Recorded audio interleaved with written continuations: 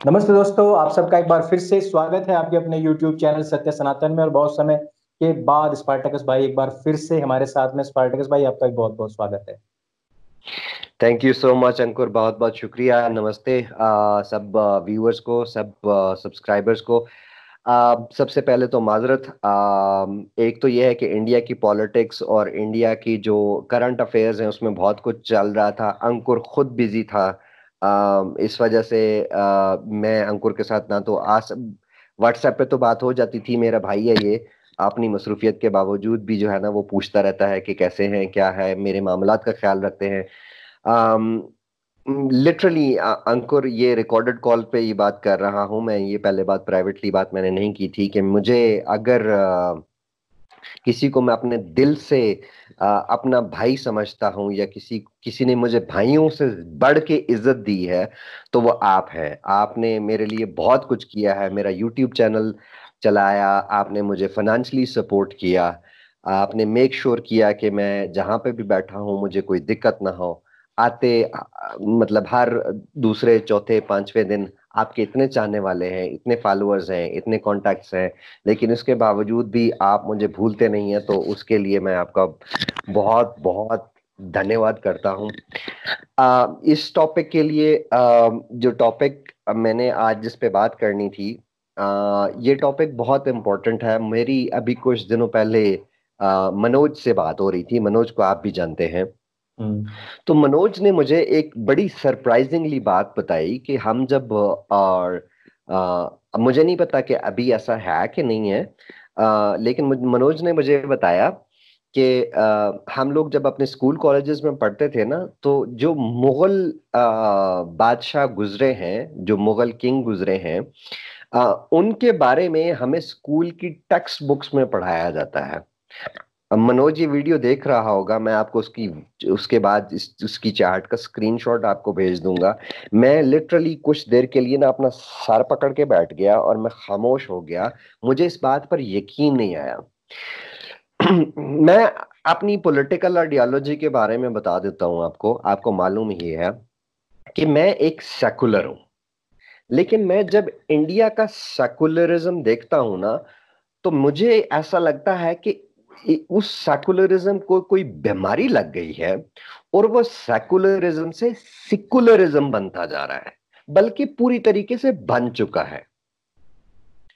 अब जी। काफी काफी सारी बातें हैं। मतलब ये है कि अम, अब उस लंबी बहस में मैं नहीं पढ़ना चाहता, लेकिन मैं एक छोटी सी मिसाल देता हूं कि यार, आप स्टेट फंडेड चर्च तो बना सकते हैं, स्टेट फंडेड मस्जिदें तो बना सकते हैं, लेकिन स्टेट फंडेड मंदिर नहीं बना सकते आप इंडिया में। सच ये है, किस कड़वा तरह का सच। ये किस तरह का मुझे इस सेकुलरिज्म की समझ नहीं आती, और मैं इसी वजह से फिर इसको सेकुलरिज्म कहता हूं। खैर, एनीवेज, टॉपिक शुरू करने से पहले, तो फिर मैंने ये डिसाइड किया था कि मैं थोड़ी सी ज्यादा लंबी नहीं करूंगा।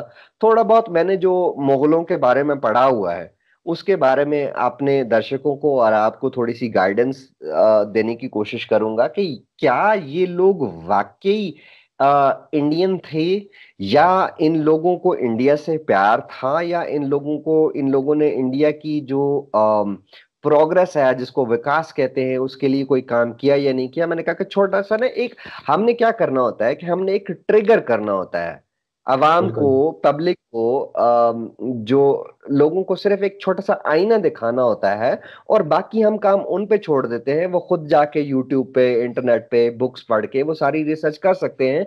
हर हर बात हमें बतानी भी नहीं चाहिए, और हर बात का हम पे उनको विश्वास भी नहीं करना चाहिए, क्योंकि आज बिल्कुल। इंटरनेट की दुनिया है। हर तरह की डिफरेंट ओपिनियन पड़ी हुई है, तो उनको खुद रिसर्च करनी चाहिए। तो मैंने ये देखा था, मुझे बताया गया था कि यार, ये जो मुझे मनोज ने बताया कि पढ़ाया जाता है कि वो बहुत ग्रेट किस्म के कॉन्करर थे, और इंडिया की फलाह के लिए कितना काम किया, विकास के लिए इतना काम किया। मैंने उसको दूसरे एंगल से देखा। मैंने इसको इस एंगल से देखा कि इन्होंने, मुगलों ने, खास तौर पे मुगलों ने हिंदुस्तान को लूटा कितना, और वो लूट के कहाँ पहुंचाया, किधर ले गए, और इसके बारे में किस किस ने क्या क्या लिखा। मैंने इस पे थोड़ी सी रिसर्च की पिछले कोई 2-3 हफ्ते से। आप यकीन नहीं करेंगे, मेरे चैनल पर जाकर देख लें, मैं सिर्फ इसमें लगा हुआ था। मैं अपने चैनल पर पिछले 2 हफ्ते से कोई एक वीडियो भी नहीं डाल रहा था, क्योंकि मेरे पास जो फ्री टाइम हो रहा था उसमें मैं इसके बारे में पढ़ रहा था, और बाकी अपनी रोजी रोटी के चक्कर में बिजी रहता था। खैर, इस टॉपिक को शुरू करने से पहले मेरी व्यूअर से रिक्वेस्ट है कि जो कुछ भी आज मैं हूं, एक्स मुस्लिम स्पार्टैकस, आप लोगों के प्यार और मोहब्बत की वजह से हूं। और ये प्यार और मोहब्बत मुझे मजीद चाहिए। मेरा चैनल 65,000 तक तो चला गया हुआ है, लेकिन मैंने अंकुर को शायद लास्ट टाइम चैलेंज दिया था 50,000 का, वो उसने पूरा करवा दिया है। तो अंकुर साहब, आपके लिए अब अगला चैलेंज जो है ना, वो चैनल को 1 लाख पे ले जाने का है, मेरी और हमने वीडियोस उसकी में। शुरुआत की स्पार्टकस भाई, और हम दर्शकों को मैं एक बार फिर से बता दूं कि इसीलिए की थी क्योंकि हम जब दोनों भाई बैठते हैं तो एक एक घंटा निकल जाता है बातचीत का, वीडियोस बहुत लेंदी हो जाती हैं। तो हमने यही सोचा था कि बहुत छोटे में जो आपको एकदम ट्रिगर कर सके, और जिनके पास बहुत कम टाइम है वो एक्स मुस्लिम स्पार्टकस यूट्यूब चैनल पर जाएं और वहां पे किसी भी चीज को बहुत जल्दी से कैच करें। जिन लोगों को बहुत लंबी स्टडी करनी है तो सत्य सनातन पे हमारी जो प्लेलिस्ट पड़ी हुई है उनको देखें। और इस अच्छा, तरीके से। हम्म। प्लेलिस्ट से याद आया, एक्स मुस्लिम स्पार्टैकस की प्लेलिस्ट आपको सत्य सनातन चैनल पे मिल जाएगी। वहां पर बिल्कुल। हमने एक सीरीज शुरू की थी, फिर इंडिया में कोरोना आ गया और पॉलिटिक्स में भी भूचाल आ गया, और फिर ये सारा वो शाहीन बाग वाला इंसिडेंट शुरू हो हम्म। गया, तो हमने, और फिर मेरी कुछ हेल्थ का डाउन चली गई, तो हमने उसको पॉज कर दिया था। तो हाँ। व्यूअर्स के लिए ये इंफॉर्मेशन देना चाहता हूँ, या एक अनाउंसमेंट है कि हम उस सीरीज को दोबारा कंटिन्यू करने लगे हैं। मैं अंकुर के साथ ये वीडियो कर लिया करूंगा, अंकुर आपको बता देंगे कि किस डे वो पब्लिक हुआ करेगी। तो अब वो उस सीरीज को जो है ना, वो हम कंप्लीट करेंगे। उसमें 2 4 5 वीडियोस रह गई हैं, तो वो कंप्लीट करेंगे। और जिन लोगों को नहीं मालूम कि उस सीरीज क्या है, तो आपको ये बता दूं कि अगर आपने रियल हिस्ट्री ऑफ इस्लाम के बारे में जानना हो, तो अंकुर आर्या के सत्य सनातन चैनल पर जाएं। उसकी प्लेलिस्ट में एक्स मुस्लिम स्पार्टैकस ने इस्लाम की रियल हिस्ट्री, कहां से कहां तक, कब तक, कैसे क्या हुआ, वो 15-20 वीडियोस हैं, वो जरूर देखिए। आपको बहुत ज्यादा जानकारी मिलेगी इस्लाम के बारे में। आते हैं टॉपिक की तरफ अंकुर। जी। अब हमें खास तौर पे पाकिस्तान में, इंडिया में, जो हमें बताया जाता है, पढ़ाया जाता है, वो ये बताया जाता है कि अंग्रेजों ने जो है, अंग्रेजों के जो म्यूजियम्स हैं या जो उनके खजाने हैं, वो हिंदुस्तान की लूटी हुई दौलत से भरे पड़े हुए हैं। ठीक है, अब उसमें एक बड़ी प्राइम एग्जांपल कोहिनूर की दी जाती है। कोहिनूर आज भी उनके कब्जे में है, उन्होंने वापस नहीं किया। लेकिन और इस चीज को, जो अंग्रेजों ने हिंदुस्तान की दौलत लूटी है, अब मुझे थोड़ा सा टाइम दीजिएगा, मैं इसको थोड़ा फोकस करके बोलना चाहता हूं। अंग्रेजों ने जो दौलत लूटी है, इस बारे में कोई दो राय नहीं है, ये बिल्कुल सच्ची हकीकत है। इसको बहुत सारे हिस्टोरियंस ने रिकॉर्ड भी किया है। लेकिन दौलत की लूट मार जो शुरू हो रही है, वो शुरू हो रही है इस्लामी हमलावरों से। हम्म। इस्लामी जो इन्वेडर्स थे, इस्लामिक इन्वेडर्स थे, उन्होंने हिंदुस्तान पर अंग्रेजों से ज्यादा अरसे तक हुकूमत भी की और दौलत भी लूटी है। और उस दौलत को लूट के, जिस तरह अंग्रेजों ने अपने इलाके में अपने जो कंट्री थे वहां ले गए, उसी तरह इस्लामी इन्वेडर्स ने भी जो हिंदुस्तान की दौलत लूटी, उसे अपने अरब में, पर्शिया में, टर्की के एरियाज में, मतलब तुर्क में, और सेंट्रल एशियन जो उनके अपने आबाई इलाके थे, जो जो पूर्वजों के इलाके थे, उधर तक पहुंचाया। एक और चीज जिसके बारे में आपको बहुत कम पढ़ने को मिलेगा, जानने को मिलेगा, कि ये जो मुस्लिम इन्वेडर्स थे, इन्होंने लाखों हिंदुओं को गुलाम भी बनाया, स्लेव बनाया। जी। और लाखों गुलाम हिंदुओं को एक सिस्टमैटिकली हिंदुस्तान से एक्सपोर्ट किया जाता था। हिस्ट्री का हिस्सा है कि अफगानिस्तान में सिस्टमैटिकली, बाकायदा तौर पे हिंदू गुलामों की मंडियां लगती थी। जिस तरह मंडी लगती है और वहां जाके आप अपनी मर्जी की, मंशा की जो चीज खरीदनी होती है खरीद सकते हैं, इसी तरह बाजार लगते थे, हिंदू गुलामों के बाजार लगते थे। थोड़ा हिस्ट्री की तरफ पीछे चले जाएं कि इंडिया क्या था इकोनॉमिकली, तो आपको पता लगेगा कि फर्स्ट सेंचुरी से लेकर 10th सेंचुरी ईस्वी तक हिंदुस्तान दुनिया की टॉप इकोनॉमीज में से था। लेकिन जब मुस्लिम इन्वेडर्स ने अपना काम दिखाना शुरू किया, इन्होंने सबसे पहले क्या किया कि हिंदुस्तान की जो यूनिवर्सिटियां हैं वो तोड़ी, कॉलेजेस तोड़े, स्कूल तोड़े, इकोनॉमिकल सिस्टम को बर्बाद किया, लोगों की मजहबी जिंदगी को बर्बाद किया, लोगों की सोशल लाइफ को जो है ना वो बर्बाद किया।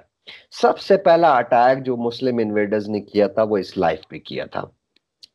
अब बहुत सारे लोगों को पता नहीं है, और बहुत सारे लोग ये समझते हैं कि मोहम्मद बिन कासिम जब आया था तो उसने सिर्फ जो है वो सिंध की जो सी वाली साइड है, सी पोर्ट वाली जो साइड है उस पे कब्जा किया था। ऐसा नहीं है। सिंध तकरीबन कोई 50, 60, 70% जो है वो मोहम्मद बिन कासिम के एरिया में चला गया था। उस इन्वेजन से लेकर 16वीं सदी तक हिंदुस्तान आहिस्ता आहिस्ता ग्रेजुअली जो है ना वो इस्लामी खिलाफत का हिस्सा जो है वो बनता गया। फिर जो इलाके मुस्लिम हुक्मरानों के अंडर आते गए, वहां से दौलत बेहिसाब, मतलब कोई उसका काउंट ही नहीं है। और फिर गुलाम और लड़कियां, वो फिर सब वहां से जो है ना उनकी एक्सपोर्ट अरब की तरफ जो है वो शुरू होती गई। मैं एक बुक का रेफरेंस देना चाहता हूँ। ये एक राइटर हैं, एम ए खान। इनकी किताब आपको इंटरनेट पर मिल जाएगी। उस किताब का नाम है इस्लामिक जिहाद, a legacy of forced conversion, imperialism and slavery. इसमें उसने बहुत डिटेल के साथ सारा कुछ लिखा हुआ है। उसमें ये लिखता है, एम ए खान लिखता है कि नॉन मुस्लिम हिंदुस्तानियों के खून और पसीने की कमाई और बनाई गई दौलत को लूट कर उसे दमिश्क, बगदाद, काहिरा, ताशकंद, मक्का, मदीना और इस तरह की बाकी इस्लामी खिलाफत की रियासतों के खजानों में डाला गया। उस दौलत को भरा गया और हिंदुस्तानियों को गुर्बत की दलदल में धकेला जाता रहा। मुगल जो थे, मुगल वो पहली सल्तनत थी, पहला अंपायर था जिसने अरब इस्लामी खिलाफत से आजादी का ऐलान किया। लेकिन ये ऐलान उन्होंने हिंदुस्तान से मोहब्बत में नहीं किया, बल्कि मुगल बादशाह, जो पहला मुगल बादशाह बाबर था, उसके बारे में आपको बता देता हूं कि उसे हिंदुस्तान से इतनी नफरत थी कि मरने के बाद हिंदुस्तान में दफन होना भी पसंद नहीं किया, और कहा कि मैं मर जाऊं तो मुझे काबुल में दफनाना। असल में जो मुगलों ने इस्लामी खिलाफत से अलग हुए थे उसकी दो वजह थी। एक तो ये था कि वो काफी हद तक पावर्ड हो गए थे, उनके पास ताकत आ गई थी, तो वो किसी और के अंडर नहीं रहना चाहते थे। पावर हंग्री थे, तो वो किसी और के अंडर नहीं रहना चाहते। और दूसरा, उनको मालूम था कि हिंदुस्तान से क्या कुछ लूटा जा सकता है, कितनी दौलत है इनके पास। तो वो ये चाहते थे कि अरब रियासतों को खुश रखने के लिए उनको थोड़ा बहुत भी दिया जाए और बाकी अपने ऊपर और अपने इलाकों पर जो है वो दौलत लुटाई जाए। मुगलों के खजानों में कितनी दौलत बहती थी और इसकी इसकी क्वांटिटी कितनी ज्यादा थी, इसके बारे में एक हिस्टोरियन है, अबू फजल। अबू फजल लिखते हैं कि ईरान और तरान में सिर्फ एक खजांची, खजांची कहते हैं अकाउंटेंट को, एक खजांची होता था। और अकाउंट्स जो थे वो थोड़े कंफ्यूज्ड स्टेट में होते थे।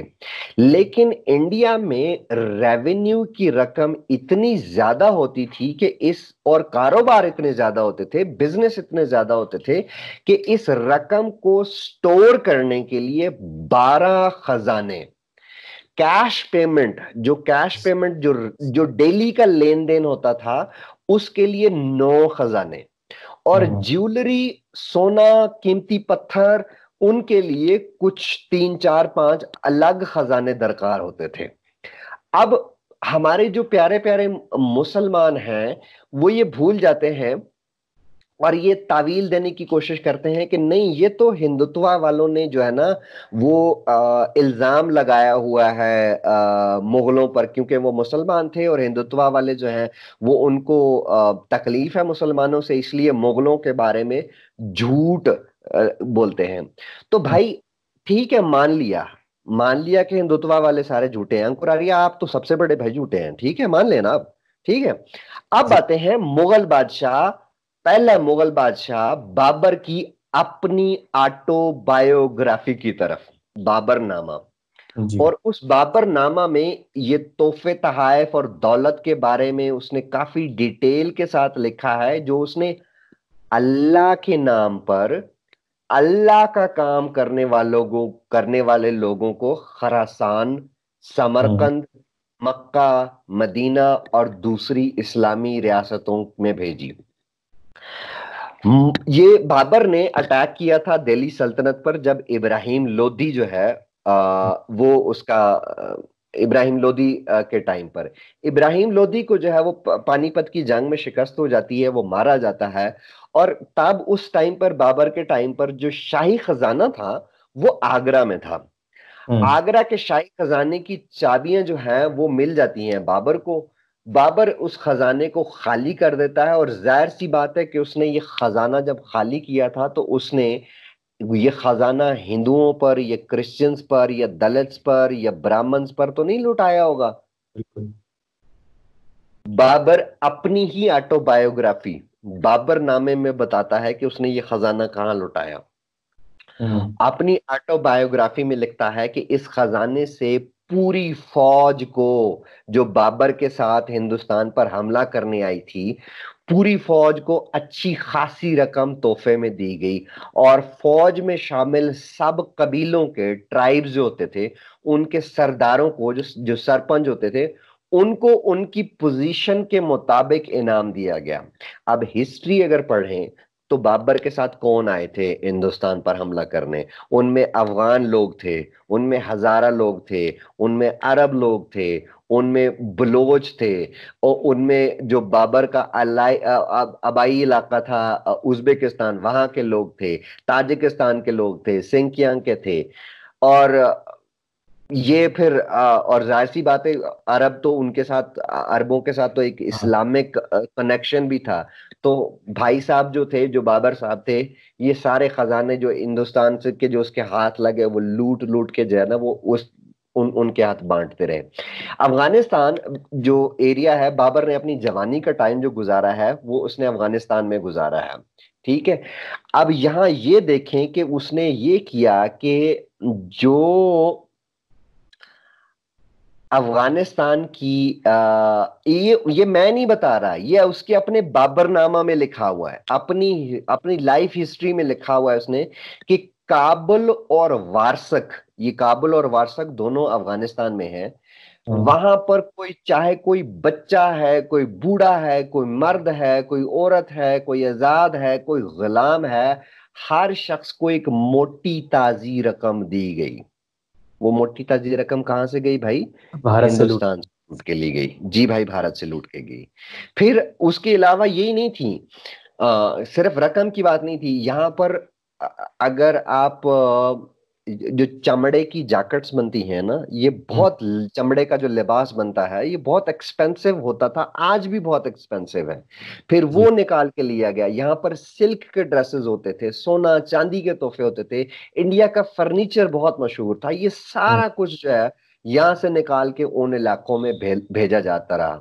और दूसरी बात यह है कि जाहिर सी बात है कि जो सेंट्रल एशिया से जो कोई उठ के आ रहा है, या अफगानिस्तान की से जो उठ के आ रहा है, उन्होंने दिल्ली का रुख किस लिए किया था, दिल्ली की तरफ मुंह किस लिए किया था? उन्होंने इसलिए किया था कि वहां से गुलाम मिलेंगे, मालो दौलत मिलेगी। और फिर बाबर ने जो है ना, वो सबको झोलियां भर भर के ऐसे दिया जैसे उनके बाप का माल हो।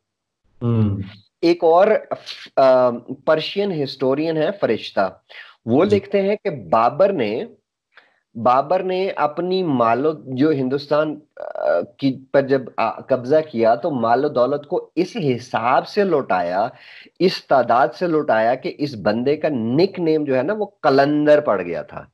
अब हम्म। कलंदर, सूफीज्म में कलंदर उस बंदे को कहते हैं जिस बंदे को अपनी ना तो तन की परवाह होती है, ना धन की परवाह होती है, ना मन की परवाह होती है। उसके पास जो होता है वो सब कुछ लौटा देता है, हम्म। ठीक है। तो उसका निक नेम कलंदर पड़ गया था। हम्म। अब अगला इस बारे में, जो अगला जो हिंदुस्तान पे जो डाका डाला गया था, जो मुगलों ने डाला था, वो हज के नाम पे डाला था। वो डाका आज भी डाला जाता रहा है भैया, देख लें, सदियां गुजर गई, वो डाका बिल्कुल। आज तक रुका नहीं है। उसके जी। बारे में थोड़ा सा आपको बता देता हूँ कि मुगल टाइम पे, मुगलों के दौर में हर साल 15,000 लोग हज के लिए जाते थे। और हम्म। हज पर जाने के लिए उन 15,000 लोगों ने जो पोटी करनी है, खाना खाना है, ट्रैवल करना है, किस पे ट्रैवल करना है, कैसे ट्रैवल करना है, वो सारा खर्चा जो है वो अवामी खजाने से दिया जाता था, सरकार की तरफ से दिया जाता था। फिर सिर्फ यही नहीं होता था कि 15,000 लोगों को स्पॉन्सर्ड हज करवाया जाता था, बल्कि साथ में जो वहां जो अरब बैठे हुए थे, उनके लिए सोने के गिफ्ट होते थे, चांदी के गिफ्ट होते थे। इस तरह मतलब जो जितने कीमती गिफ्ट उस टाइम के हो सकते थे, वो सारे गिफ्ट जो है वो ले जाते थे, और वहां अरबों में जो है ना वो बांटते जाते थे। हम्म। मुगलों ने बेसिकली जो सरकारी खजाने से हज स्पॉन्सर करना शुरू किया था, वो इसलिए शुरू किया था ताकि ये लोग अपने आप को डिफेंडर ऑफ इस्लाम के तौर पर हम्म। एक इम्प्रेशन क्रिएट करना चाहते थे। मैं थोड़ी थोड़ी सी मिसालें देता हूं कि ये खर्चा कितना एक होता था। सन 1576 में आगरा से हज का एक कारवां चलता है। ये सारा का सारा कारवां जो है वो स्पॉन्सर्ड होता है। स्पॉन्सर्ड के अलावा साथ में 6 लाख रुपए की डोनेशन लेकर जाता है। अब हम्म। आज के टाइम पर अगर आप बोले ना तो 6 लाख बोलेगा यार क्या बोल रहा है 6 लाख। हम्म। अब ये 6 लाख आज के टाइम पे तो कुछ नहीं लगता, लेकिन अंदाजा ये लगाएं कि ये रकम कितनी बड़ी थी कि उस टाइम पर यानी कि 1576 में एक आम आदमी की जो तनख्वाह थी ना, जो एक आम सैलरीड पर्सन, उसकी महीने में वो 1 रुपये से लेकर 3 रुपए तक कमाता था। 3 रुपए से ज्यादा किसी की कोई सैलरी नहीं होती थी। अब अंदाजा करें कि ये 6 लाख कितनी बड़ी रकम थी। बिल्कुल बिल्कुल। फिर अगले साल 1577 में भी यही होता है कि 5-6 लाख रुपए की 5 लाख आम डोनेशन के लिए लिए जाता था, और 1 लाख अगले साल में शरीफ ऑफ मक्का, जो मक्का के जो होते थे, कर्ता धर्ता होते थे, उनके लिए 1 लाख रुपए अलग लेकर जाते हैं। और ये जो 5 लाख रुपए जो लेकर दिया जाता था, ले जाते थे, ये वहां पर मुसलमानों के अंदर डिवाइड किया जाता था। दुनिया भर में जहां से मुसलमान आते थे ना, तो जी। इंडिया से रकम निकाल के अरब में ले जाकर दुनिया के सारे मुसलमानों में बांटी जाती थी। बांट जाता है। और बराबर। ये ऐसा नहीं हुआ कि 1 या 2 साल हुआ, ये हाँ। 1582 तक ये सिलसिला चलता रहा। जी। और फिर बाद में अकबर ने जो है ना ये स्पॉन्सर्ड हज कुछ थोड़े टाइम के लिए बंद कर दी। वो हम्म। इसलिए बंद कर दी थी कि दोनों जगह पर करप्शन भी होना शुरू हो गई थी। हम्म। इस्लाम थोड़ा वो अमन का दीन है और आपको अखलाकियात बहुत सिखाता है, लेकिन ये अमन का दीन और अखलाकियात वालों ने सबसे पहले करप्शन करना शुरू कर दी थी इस रकम में। 5-6 लाख बहुत बड़ी रकम है उस टाइम पे। ठीक है, इंडिया में करप्शन शुरू हो गई, मक्का में करप्शन शुरू हो गई। इसका पता चला इसको अकबर को, तो अकबर ने जो है ये स्पॉन्सर्ड हज जो है वो बंद कर दी। जी। आगे चल के कुछ थोड़े अरसे बाद अकबर का बेटा जो है जहांगीर, वो हम्म। अकबर को जहर दे के मार देता है, अपने बाप को ही। तो जी। ये स्पॉन्सर्ड हज जो है वो ये दोबारा से बहाल हो जाते हैं। हम्म। बाबर की तरह जहांगीर ने भी अपनी ऑटोबायोग्राफी लिखी है। ठीक है, हम्म। अब जहांगीर की जो ऑटोबायोग्राफी है उसका उर्दू में नाम है तारीख सलीम शाही। तारीख अच्छा। सलीम शाही में जहांगीर लिखता है कि अब ये थोड़ा गौर से सुनिएगा, ये थोड़ी हम्म। अगर आपको समझना है तो मुझसे दोबारा पूछ लीजिएगा, जी मैं जी उसको जी। एक्सप्लेन भी कर दूंगा। तारीख सलीम शाही में जहांगीर लिखता है कि मेरे बाप के दौर में, मेरे हम्म। बाप के दौर में, अकबर के दौर में, सल्तनत के बड़े बड़े शहरों में जो मजहब के वजीर होते थे, जो तारीख के यानी इतिहास के जो स्टूडेंट होते थे, या जो कानून के यानी लॉ के स्टूडेंट होते थे, उनको रियासत की तरफ से यानी स्टेट की तरफ से डोनेशन दी जाती थी। ठीक हम्म। है, मैंने यानी जहांगीर कहता है कि मैंने अच्छा। अपने वालिद के इस असूल को बढ़ाया, इस काम को बढ़ाया, और हेरात यानी अफगानिस्तान, कि अफगानिस्तान के सैयदों में से मीरा सदर जहां को हिदायत की कि ये काम ना सिर्फ मेरी स्टेट तक या मेरी सल्तनत तक लिमिटेड किया जाए,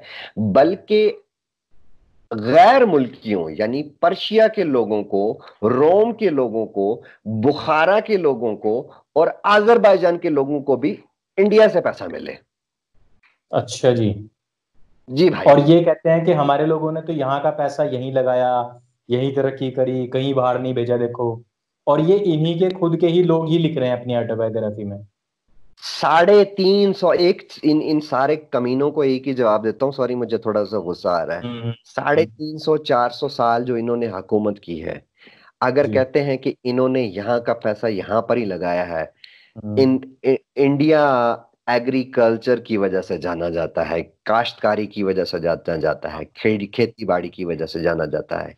350 400 सालों में इन हरामजादों ने एक नहर बनाई, और वो भी हिंदुस्तान का पानी नजफ की तरफ ले जाने के लिए। जी जी जी जी। बिल्कुल तो बिल्कुल। बताएं कौन सा पैसा कहां पर लगाया, अभी मैं बताता हूं आपको, रुक जाए।